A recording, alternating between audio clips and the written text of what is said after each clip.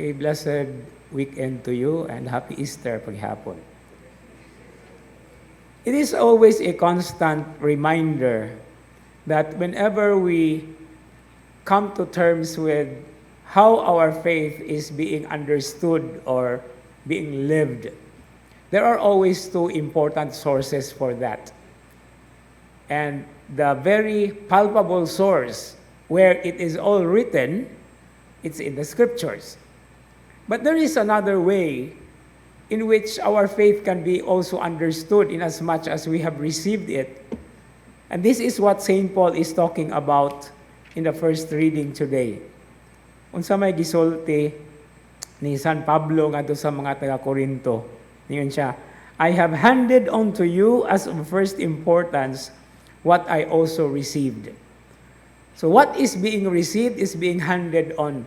And that is the very technical process or the technical term for tradition. So tradition is very important to us. One of the examples that I already have said at the beginning of the Mass is the Feast of the Santa Cruz. Tradisyon na sa daghan nga mga Pilipino, although there is a proper feast to that, the Triumph of the Holy Cross, which is on September 14. But why are many Filipinos celebrating Santa Cruz on May 3? Napamagani daghang tuo-tuo ana. No, kanang mga tuo-tuo, di na nato hisgutan.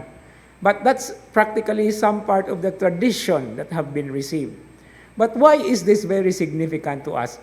Di man gani nato mahinumduman si St. Philip and James May 3. Santa Cruz gyud kanunay ang atong mahinumduman. Nganuman, because there are so many things that the Holy Cross has done in our lives. And I think there is a particular historical context to this. Because the Santa Cruz is always the one nga iprosesyon ko na ay pandemic o na ay mga sakit-sakit. Naaga ni gitawag og 4 kantos, no? Pahunungon ang Santa Cruz. But then what is this? It is precisely because that tradition that we have received still is very much alive and we are so in touch with it that even our faith sometimes not explained to us. Ato arang ipakita. Muna siguro nga the next time somebody would ask you, ngano man kang ingon ana, ngano man kang sige kag panguros, ngano man sige simba.